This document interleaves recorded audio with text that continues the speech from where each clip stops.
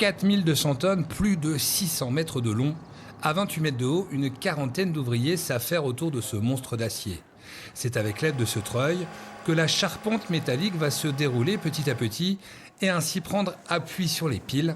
Dans cette manœuvre, rien n'est laissé au hasard.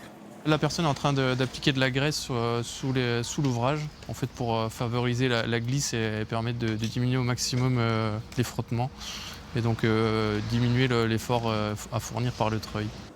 25 opérateurs sont répartis tout au long du parcours pour graisser et vérifier la bonne avancée de la structure. Tout a été assemblé sur place, ici, sur le chantier. Alors, la progression est surveillée, encadrée, pas le droit à l'erreur. Il se déplace à peu près à 1,50 m par minute. Il faut être vigilant, que ça se déroule bien, faut surveiller, quoi, beaucoup de surveillance. Il faut être concentré. Pour mieux se rendre compte de ce chantier exceptionnel, prenons le chemin de la rive gauche de la Saône qui va accueillir la charpente partie de la rive droite. On arrive à un stade où le tablier va pas tarder à accoster sur cette rive gauche après avoir traversé la Saône. C'est-à-dire qu'on a fait une centaine de mètres, le viaduc il a avancé à peu près d'une centaine de mètres par rapport à tout à l'heure. Donc après, il restera à bétonner tout le tablier du viaduc.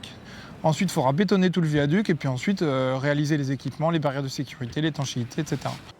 Une nouvelle étape dans ce chantier titanesque de la déviation de Port-sur-Saône.